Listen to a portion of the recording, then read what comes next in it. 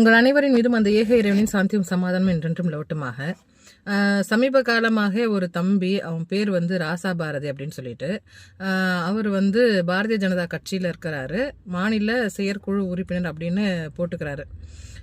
அந்த தம்பி என்ன பண்ணுறாருன்னா, ஒரு 2-3 மாதங்களாகவே என்ன பண்ணுறாருன்னா, திருமாவளவன் அவர்களை பற்றி அசிங்கமாக பேசுறது, காங்கிரஸ் கட்சி அந்த நபர்களை பற்றி அசிங்கமாக பேசுறது, அதே மாதிரி திமுகவை பேசுறது, இந்த மாதிரி தொடர்ந்து பேசிட்டு வர்றாரு.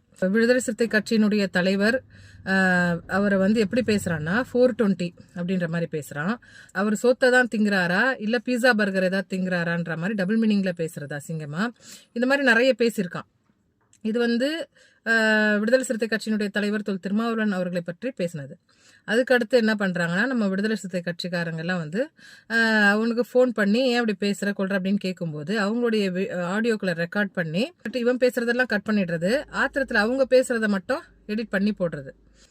காங்கிரஸ்ல இருக்கக்கூடிய எம்பி ஜோதிமணி அவங்கள வந்து பஜாரின்னு சொல்றது, இந்த மாதிரி தொடர்ந்து அவங்கள அந்த மாதிரி நிறைய பேர் இந்த மாதிரி பேசுறான்.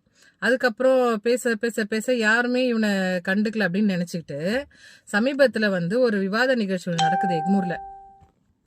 அங்கே போயிட்டு வாலண்டரியாக அந்த வீடியோவில் பார்த்தாலே தெரியும், எஸ்ஜே சூர்யா அப்படின்ற ஒரு நபர், அவங்க கூட 2-3 பேர் இருக்கிறாங்க. ஆனால் இவன் மட்டும் நெஞ்ச நிமித்துக்கிட்டு போயிட்டு அங்கே சண்டையில் வாடா, என் கூட சண்டைக்கு வாடான்ற மாதிரி நிற்கிறான்.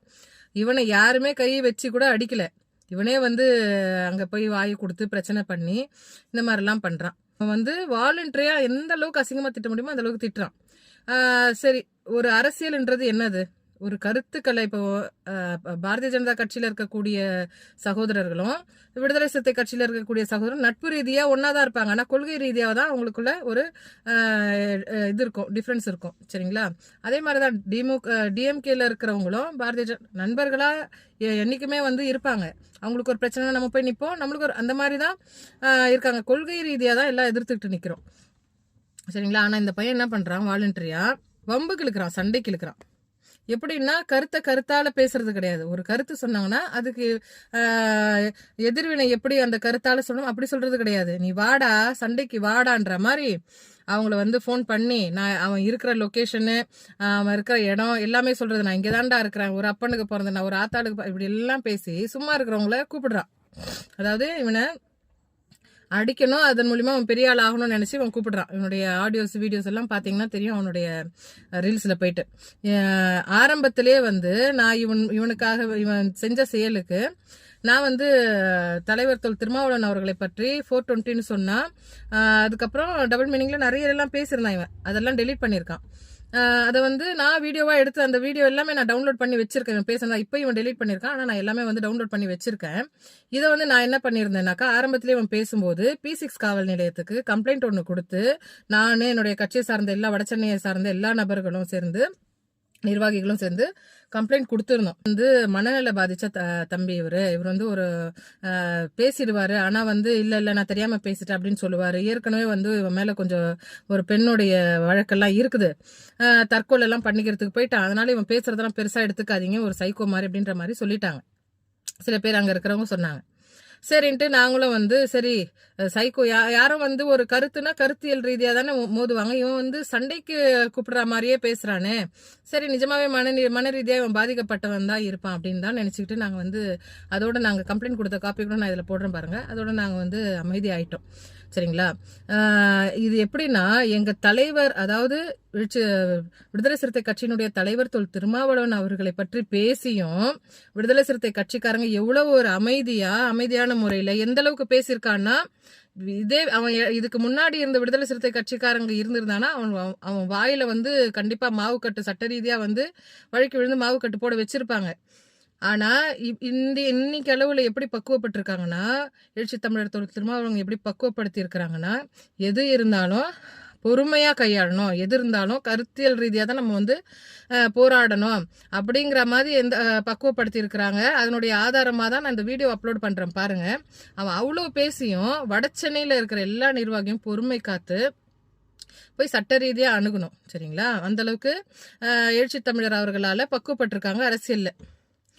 சரி, விடுதலை சிறுத்தை கட்சி எங்களுக்கு சமத்துவம் போதிக்கக்கூடிய எழுச்சி தமிழர் அவர்கள் வந்து அவருடைய அரசியலை நாங்கள் பின்பற்றதுனால நிர்வாகிகள் எல்லாமே வந்து பொறுமையாக இருந்தோம். காங்கிரஸ்காரங்களுக்கு இது தெரியுமா தெரியாதான்னு தெரியாது இவன் பேசுறதெல்லாம். ஆனால் டிஎம்கே விவாத நிகழ்ச்சியில் போயிட்டு இவன் தேவையில்லாமல் பேசி உதவாங்கிட்டு வந்துட்டு அவங்களுக்குலாம் என்ன சொன்னா, நான் இங்கே தான் இருக்கிறேன், நீங்கள் வாங்க வாங்க வாங்கன்னு கூப்பிட்டவன் இன்னைக்கு என்னை வந்து ஊரை விட்டு ஒளிஞ்சிருக்க சொல்கிறாங்க. நான் வந்து செத்துட்டேன்னா என்னுடைய உயிருக்கு இவங்க டிஎம்கே காரங்க தான் வந்து பொறுப்பு அப்படின்ற மாதிரி நீ சொல்றியப்பா தம்பி. நீ தானப்பா அவங்களெல்லாம் வாடா சண்டைக்கு வாடான்னு நீ தானப்பா கூப்பிட்ட. அவங்க பாட்டுக்கு அவங்க இடத்துல கம்முன்னு தான் இருந்தாங்க. நீ ஒரு ஆம்பளையா இருந்தாவா, நான் இதே இடத்துல தான் இருக்கிறேன், இதுதான் என்னுடைய லொக்கேஷனு, இதுதான் என்னுடைய இடம் அப்படின்னு சொல்லிட்டு நீ தானப்பா கூப்பிட்ட அப்படின்னு சொல்லிட்டு இப்போ நீ என்னவோ வீடியோவில் போடுற நான் என் உயிருக்கும் என் குடும்பத்தார் உயிருக்கும் ஏதாவது பாதிப்புனா டிஎம்கே காரங்க தான் பொறுப்புன்னு போடுறியே. இது எந்த விதத்தில் நியாயம் சொல்லு? ஒரு நல்ல, அதாவது டிஎம்கேல இருக்கக்கூடிய அனைவருமே வந்து அந்தளவுக்கு பக்குவப்பட்டு இன்னைக்கு கருத்தியல் ரீதியாக அரசியலை வந்து கொண்டுட்டு போயிருக்காங்க. அதே நிலைமை தான் டிஎம்கேல இருக்கக்கூடிய நிர்வாகிகளும் சரி, எல்லாரும் சரி. அதே மாதிரி தான் சமத்துவம் போதிக்கக்கூடிய எழுச்சி தமிழர் தொல் திருமாவளவன் அவர்களுடைய அவங்க பின்னாடி வர எல்லாருமே வந்து பொறுமையை காத்து அரசியலாக்கப்பட்டு வராங்க. சரிங்களா? நீ வந்து சும்மா இருந்தவங்கள வாடா வாடா வாடான்னு கூப்பிட்டா இன்னைக்கு வந்தா நீ என்ன சொல்ற? என்னை எங்கள் வீட்டை வந்து இது பண்ணுறாங்க, ரவுண்ட்ஸ் போடுறாங்க, நான் என்னை வந்து ஓடி போய் தாராபுரத்தில் ஒளிஞ்சுக்க சொல்கிறாங்க போலீஸ்காரங்க அப்படின்னு சொல்கிறியே. இது எந்த விதத்தில் நியாயம்? அதனால் எப்போவுமே வந்து அரசியலுங்கிறது கருத்தியல் ரீதியாக தான் நம்ம வந்து முரண்படணும். சரியா? உனக்கு ஒரு கருத்து இருக்குன்னா எனக்கு ஒரு கருத்து இருக்குது. இப்படி தான் வந்து இதுதான் வந்து அரசியல். இப்படி தான் வந்து எழுச்சி தமிழர் தொல் திருமாவளவன் அவங்க வந்து அரசியல் படுத்தி இருக்கிறாங்க. நீ வந்து வாடா சண்டைக்கு வாடா சண்டைக்கு வாடா சண்டைக்கு வாடான்னு சண்டைக்கு வந்தால் ஓடி போய்டுற நீ. அப்படி அது கிடையாது அரசியல். அரசியல் என்பது கருத்தியல் ரீதியாக மோதுறது. நாளைக்கு உனக்கே ஒரு பிரச்சனைனா கூட உனக்கு வந்து கண்டிப்பாக விடுதலை சிறுத்தை கட்சி வந்து நிற்கும். சரியா? அதனால் அரசியல் வந்து கருத்தியல் ரீதியா பேசுறதுக்கு பழகுப்பா தம்பி. ஓகேவா? விழுப்புரம் சிதம்பரம் கட்சியின் தலைவர் தொல் திருமாவளவன் அவர்கள் சோத்ததான் திங்கிறாரா, சோத்தை விட்டுட்டு பீஸா, பர்கர், மோமோஸ், ரேமன் போன்ற வேறு வகையான உணவுகளை சாப்பிடுறாருன்னு கேட்டா எனக்கு தெரியல. பணம் வாங்கி திங்கக்கூடிய ஒரு புரோக்கர் தான் தொண்டு மாமாவளவன். அது ரவுடி பொம்பளம் மாதிரி, பஜாரி மாதிரி கரூரோட எம்பி காங்கிரஸ் கட்சியை சேர்ந்த ஜோதிமணி அக்கா வேடசந்தூர்ல நடந்திருக்காங்க. தொல் திருமாவளவன் அவர்கள் ஒரு 420, சிதம்பரம் பாராளுமன்ற உறுப்பினர் தொல் திருமாவளவன் 420, பிளாஸ்டிக் சேர் தொல் திருமாவளவன் 420, விழுப்புரம் சிதம்பரம் கட்சி தலைவர் தொல் திருமாவளவன் அவர்கள் 420.